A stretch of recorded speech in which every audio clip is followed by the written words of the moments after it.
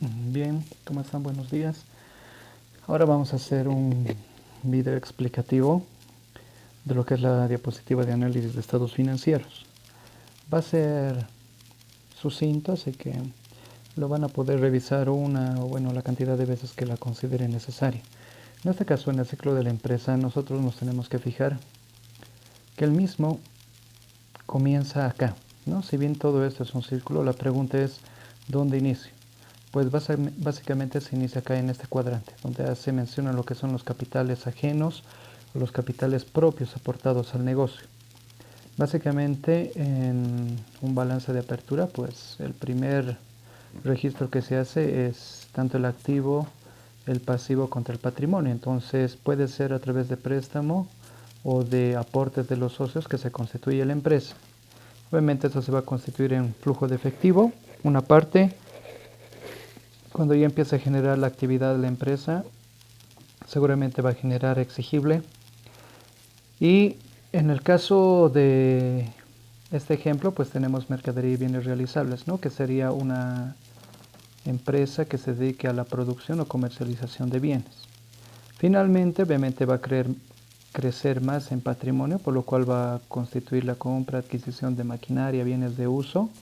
Y obviamente esto le va a servir para producir y generar los ingresos, uno, para mantener operativamente la empresa y dos, para devolver a los socios su aporte, ¿no? A través de lo que son pago de dividendos.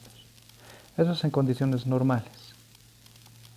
¿Ve? Aquí básicamente está dividido en cuadrantes, como les dije, y la secuencia tiene que ser la misma. Ya en esta parte, donde tenemos esquematizado lo que es los stakeholders, que vienen a ser las partes interesadas, vemos lo relacionado a lo que es el flujo de la empresa, ¿no? El flujo de efectivo. Ahora, este flujo de efectivo, obviamente estamos hablando del estado financiero, pero también estamos mencionando a lo que es el flujo de caja. Flujo de caja que básicamente es aquel pseudoestado con el cual los administradores de la empresa deciden cómo van a administrar los recursos líquidos que tiene. Y básicamente acá ven que hay un flujo de efectivo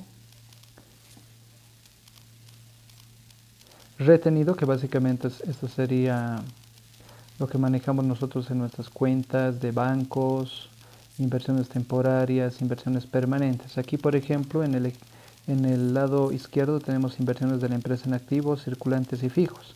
Entonces, ese efectivo que nosotros manejamos en caja bancos, no necesariamente todo lo dejamos ahí. Puede entrar a un DPF, a un fondo de inversión, podemos comprar bienes de uso. Entonces, hay varias formas en las cuales el flujo de efectivo que tiene la empresa se lo puede manejar. Este flujo, una vez que vuelve, porque todo eso es para hacer operativa la empresa y obviamente la parte de inversión son excedentes, nos van a servir para el pago de los rendimientos a los accionistas. Y en el caso que hayamos contratado préstamos para capitalizarnos, para operativamente mejorar a la empresa, pues estos van a ir al pago en las clasificaciones de corriente y no corriente, ¿no ven? Y definitivamente aquí entra la parte de mercados financieros, que son instrumentos que pueden ser utilizados por la empresa.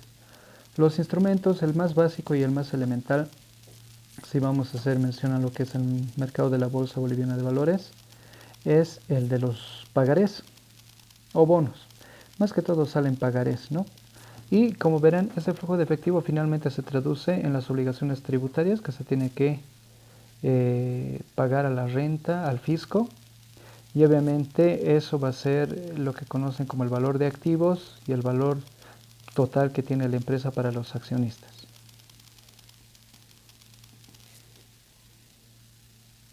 Ahí ya tienen ustedes en las siguientes diapositivas lo que son el esquema que ya les expliqué de la composición del estado de situación patrimonial. En la norma contable número 11 les da la clasificación de cuándo es un activo circulante o corriente, cuándo es no circulante o no corriente, cuáles son aquellos activos que son conocidos como tangibles o intangibles. Asimismo se menciona lo que es el pasivo corriente y lo que es el pasivo no corriente. Entonces todo eso, por favor, hemos comentado en la explicación de la anterior clase y se quedó que iban a leer la norma contable 11. La 1, la 11 y la 14 son las que más nos interesan. En este caso, estas diapositivas ya básicamente les dan la composición de lo que es el estado de situación patrimonial. Vimos esta parte de lo que es el patrimonio, que son grupos de cuentas generales que uno tiene en cualquier estado financiero, ¿no? Acá también tenemos lo que es el estado de resultados. En el estado de resultados vamos a ver los ingresos ordinarios, que por lo general se llaman ventas, menos costo de ventas. Tenemos la utilidad bruta. Esa utilidad bruta, en la ecuación básicamente hay que deducir los gastos de administración, de comercialización, depreciaciones, amortizaciones, y ahí nos da la utilidad antes de impuestos e intereses. A esa utilidad hay que restarle o sumarle lo que son ingresos extraordinarios y lo que son gastos financieros.